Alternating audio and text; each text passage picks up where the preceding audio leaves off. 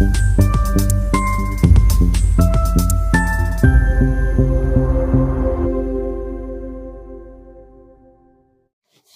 నమస్కారం. వినుకొండలో జరిగిన రషీద్ హత్య జలాని అనే ఒక యువకుడి చేతిలో జరిగింది. మాకున్నటువంటి ఇన్ఫర్మేషన్, అటు పోలీసు వారి ఇన్ఫర్మేషన్ ప్రకారం ఇవి పాత పగలు. వాళ్ళకి మధ్యలో జైలుకి పంపాడని ఒక అతను, అందుకని పగబట్టాడని ఇతను, అతన్ని నడురోడ్డు మీద నరికి చంపారు. ఇది నిజంగా చాలా తప్పు, అది ఎవరు చేసినా సరే. కానీ మీరు దీనికి రాజకీయ రంగు పొలవటానికి ట్రై చేయకండి. మీరు ఫస్ట్ పాయింట్, వైసీపీ నేత జగన్మోహన్ రెడ్డి గారికి మర్యాదపూర్వకంగా చెప్పేది ఏంటంటే, ఇంతకాలం మీరు శవ రాజకీయాలు చేసే ఎంత దూరం వచ్చారు. జనాలు మీరు చెప్పే మాటల్ని నమ్మటం ఎప్పుడో మానేశారు. ఖచ్చితంగా ఈ హత్యకి సంబంధించి మేము కూడా ఖండిస్తున్నాం. ఖచ్చితంగా ఎలాంటి వ్యక్తులైనా సరే, ఈ వెనకాల ఉన్న వాళ్ళు ఎవరినైనా సరే పట్టుకొని కోర్టుకు తీసుకెళ్లి శిక్షించాలని మేము కోరుకుంటున్నాం. అయితే ఇంకొక విషయం ఏంటంటే, గంజాయి ఇన్ఫ్లుయెన్స్ తో కూడా ఉండుంటది ఎవడైతే చంపాడో అని కూడా బయట ఉంది. సో ఇలాంటివన్నీ రకరకాల వెర్షన్స్ వస్తున్నాయి. సో మీరు అర్జెంటుగా వినుకొండ వచ్చి ఆ చనిపోయిన కుర్రవాడికి ఒక పార్టీ నాయకుడుగా మీ సానుభూతి తెలపడం అనేది మాకు ఎటువంటి అబ్జెక్షన్ లేదు, మంచిది కూడా తెలుపుతాం. కాకపోతే మీరు దాన్ని రాజకీయ రంగు పోలిమి ఇంకా గట్టిగా నెల 10 రోజులు కూడా కాకుండానే, ప్రభుత్వం ఏర్పాటు అవ్వకుండానే మీరు రకరకాల విమర్శలు చేసి అక్కడికి వెళ్ళి జగనన్న పథకాలు, జగన్ మామ, ఇంకా ఎంతకాలం మీరు ఇలాంటి మాటలు మాట్లాడతారు? అధికారం ఉన్నప్పుడు నటించారు, అధికారం పోయినప్పుడు నటిస్తున్నారు. నటనల మీద పరిపాలన సాగదు. ఈ విషయం ఇప్పటికే మీకు అర్థమై ఉండాలి, మీ వైసీపీ నాయకులు కూడా అర్థమై ఉండాలి.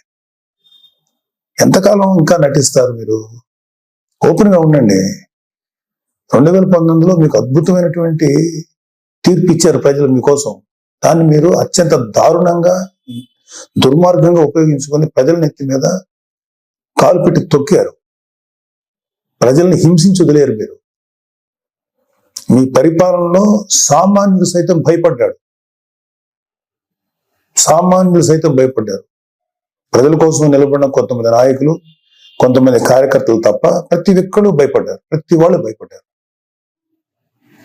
మీరు ఇప్పుడు వచ్చేసేసి ఏదో అన్యాయం జరిగిపోయింది, డెఫినెట్ గా ఇది తప్పే, దీన్ని మేము ఖండిస్తున్నాం.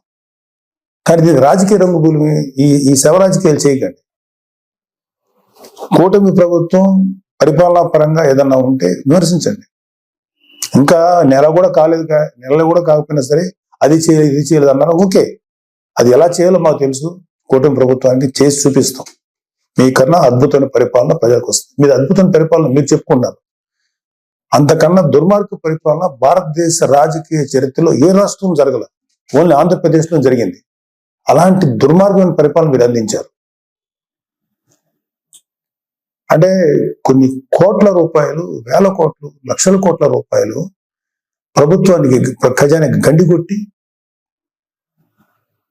నెక్స్ట్ అసలు అంటే ప్రభుత్వాన్ని సర్వనాశనం చేసి, ఒక గవర్నెన్స్ ఏ విధంగా కొనసాగనివ్వకుండా నాశనం చేసి, మీ పరిపాలనలో లక్షల కోట్ల అవినీతి జరిగితే దాని గురించి మీరు ఎప్పుడు మాట్లాడలేదు. అంటే మీరు పెట్టిన బొక్క, అంటే మన రాష్ట్ర ఖజానాకి కనీసం 2-3 మినిమం 4-5 ఏళ్ళు పడుతుంది మినిమం ముందు ఆ బొక్క పుడ్చడానికి. అంత పెద్ద బొక్క పెట్టి వెళ్ళిపోయారు మీరు ఆంధ్రప్రదేశ్ రాష్ట్రానికి. అర్జెంటుగా అది చేయలేదు, ఇది చేయలేదు. నెల రోజులు కూడా కాలేదు స్వామి. 2019లో పరిపాలన మొదలుపెట్టినప్పుడు 6 నెలలు మాట్లాడలేదు ప్రతిపక్షంలో ఉన్నాం మేము. మీకు అర్జెంటుగా వచ్చేసి అది చేయలేదు, ఇది చేయలేదు. చేస్తారు, ప్రతిదీ చేస్తుంది కూటమి ప్రభుత్వం, ప్రతిదీ చేస్తుంది. చంద్రబాబు నాయుడు గారు కానీ, పవన్ కళ్యాణ్ గారు కానీ నిబద్ధత ఉన్న మనుషులు. ఎలా చేయాలో అలా చేస్తారు. ప్రజలకు ఎంత మంచి చేయాలో చేసి తీరుతారు. మీలాగా పెర్ఫార్మెన్స్ లో దొంగ మాటలు చెప్పి తప్పించుకునే వ్యక్తులు కాదు, గుర్తుపెట్టుకోండి. సరే, ఈ సందర్భంగా మీకు కొన్ని సింపుల్ క్వశ్చన్స్ అడుగుతాను. దానికి మీరు ఆన్సర్ చెప్పగలిగితే వెరీ హ్యాపీ. మీరు ఇవాళ వినుకొండకు వచ్చి ఆ కుర్రాడు గురించి చెప్పారు, ఐఎమ్ ఓకే ఫర్ దట్. కానీ దానికి ముందు మీ అధికారం ఉన్నప్పుడు, మీరు సీఎంగా ఉన్నప్పుడు, ఒక దళిత్ డ్రైవర్ ని చంపేసిన మీ ఎమ్మెల్సీని అతని తప్పుని ఖండించకపోగా మీతో పాటు సగర్భంగా తిప్పుకున్నారే, అది తప్పని మీకు అనిపించలేదు? అప్పుడు అది దుర్మార్గంగానే, అది క్రూరంగానే అనిపించలేదా మీకు? డాక్టర్ సుధాకర్ అనే ఒక ఆయన్ని ఉద్యోగం ఊడబెరికి పిచ్చోడిని చేసి రోడ్ల మీద చొక్కా కూడా లేకుండా పోలీసులతో తన్నించి, మీ యొక్క అనుగు పోలీసులు తన్నించి ఆఖరికి అతను చచ్చిపోయేలా చేశారే, అప్పుడు మీకు ఎటువంటి కామెంట్ చేయాలనిపించలేదా? వాళ్ళ అక్కని కొంతమంది వైసీపీ కార్యకర్తలు, గూండాలు సెక్సువల్ గా హెరాస్ చేస్తుంటే అడ్డుకున్న అమర్నాథ్ అనే బీసీ కుర్రోడిని, మైనారిటీ తీరిన కుర్రోడిని పెట్రోల్ పోసి కాల్చి చంపేశారు కదా, అప్పుడు కూడా మీకేమి రియాక్ట్ అవ్వలేదా మీరు? అప్పుడు కూడా కనీసం ఒక మాట మాట్లాడలేకపోయారా మీరు?